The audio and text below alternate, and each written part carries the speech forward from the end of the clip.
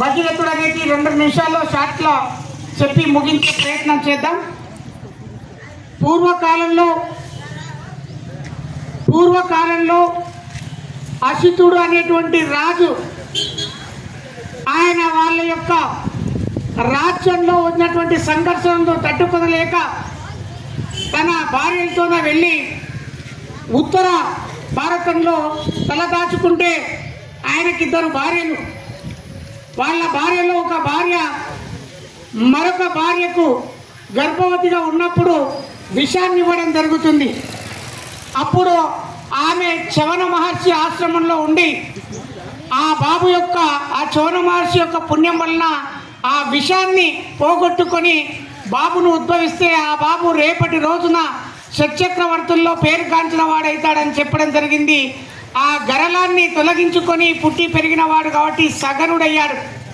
ఆ సగర చక్రవర్తి అయోధ్య నగరాన్ని పరిపాలిస్తుంటే ఆ అయోధ్య నగరంలో ఆయనకు 2 భార్యలు. ఆ 2 భార్యలకు కూడా మళ్ళీ పిల్లలు కాకపోతే ఒక భార్య కేశిని, మరొక భార్య సుమతి. ఆయన మళ్ళీ తపస్సు చేసుకోవడానికి హిమాలయాలకు వెళ్తే భృగు శ్రవణం దగ్గర తపస్సు చేస్తే భృగు మహర్షి ఆశీర్వాదం వల్ల ఒక భార్యకు శక్తియుక్తులు కలిగి దేవదాఢ్యం కలిగి రాజ్యంలో విరాజిల్లేటువంటి ఒక సద్గతులు కలిగినటువంటి ఉత్తమ కుమారుడు, మరొక భార్యకు 60,000 మంది పుత్రులు జన్మిస్తారని వరం తీసుకోవడం జరిగింది. ఆ తర్వాత ఇంటికి వచ్చిన తర్వాత ఆ సుమతి గరుత్మంతుని యొక్క సోదరి, ఆ సుమతికి 60,000 మంది పుత్రులు, కేశినికి 1 పుత్రుడు జన్మించడం జరిగింది. అలా కొంతకాలం అయిన తర్వాత ఆ పెద్ద కుమారుడైనటువంటి అసమంజసుడికి అంశుమంతుడు అనేటువంటి కుమారుడు జన్మించడం జరిగింది. అసమంజునికి రాజ్యంలో ఉండేటువంటి పిల్లలందరినీ కూడా ఆ సరస్సు దగ్గరికి తీసుకెళ్లి సరస్సులో ముంచి వేసేటువంటి ఒక చెడు గుణం ఉంటే అతన్ని తన తండ్రి గారే రాజ్య బహిష్కరణ చేయడం జరుగుతుంది.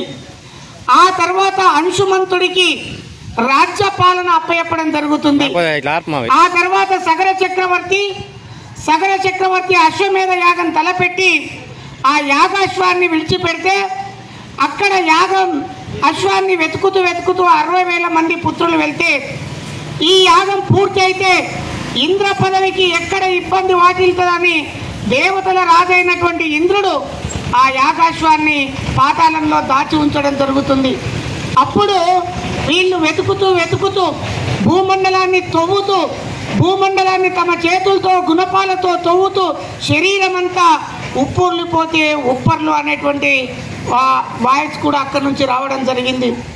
ఆ తర్వాత వీళ్ళందరూ కూడా పాతాళంలోకి వెళ్తే పాతాళంలో కపిల మహర్షి ఉండడం జరుగుతుంది. కపిల మహర్షి ఆ యొక్క యాగాశ్వాన్ని దాచిపెట్టాడని కపిల మహర్షిని మందలిస్తే కపిల మహర్షి కన్నెర్ర చేస్తే వాళ్ళు కాలి పూడుతవడం జరిగింది.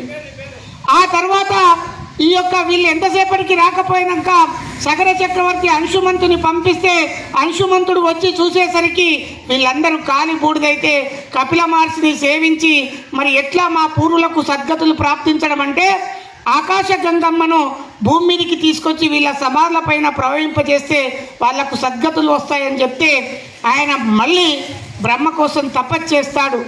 ఆ తర్వాత ఆ యొక్క గంగ వచ్చినప్పుడు ఆ గంగను భరించే శక్తి భూమండలంలో ఎవరికి ఉండదు. శివుణ్ణి వేడుకోమంటే మళ్ళీ శివునికి తపస్సు చేస్తాడు. ఆ గంగ శివుని యొక్క జటాజూటంలోకి దూకి అప్పుడు ఒక పాయ అక్కడ శివుని జటాజూటంలో బంధింపబడితే మళ్ళీ శివుని రిక్వెస్ట్ చేస్తే ఒక పాయ విడిచిపెడితే అలా వెళ్తూ ఉంటే జాహ్నవి మహర్షి యొక్క ఆశ్రమాన్ని ముంచెత్తితే ఆ మహర్షి కోపం చేత గంగను మొత్తం తాగడం జరుగుతుంది. మళ్ళీ మహర్షి దగ్గర వేడుకుంటే అక్కడి నుంచి గంగను తీసుకువెళ్ళి వాళ్ళ సమాధుల పైన ప్రవహింపజేస్తాడు. ఆ రకంగా భగీరథుడు పట్టు విడవని విక్రమార్కుడు వలె భగీరథ ప్రయత్నం చేసి ఆ గంగను తీసుకొచ్చి వాళ్ళ సమాధుల పైన ప్రవహింపజేసిన తర్వాత అదే గంగ ఇవాళ చెరువులు, కుంటలు, సముద్రాలు, ఏరులు, నదులై సమస్త జీవన కళ్యాణానికి ఉపయోగపడుతుంది. కాబట్టి ఈ గంగ పేరు మీదనే మిషన్ భగీరథ అనేటువంటిది, భగీరథుడు ఆకాశ గంగమ్మను భూమి మీదకి తీసుకొచ్చిండు కాబట్టి గంగను భాగీరథి అని కూడా పిలుస్తారు. జాహ్నవి మహర్షి ఆశ్రమంలో ఉన్నది కాబట్టి జాహ్నవి అని కూడా పిలుస్తారు.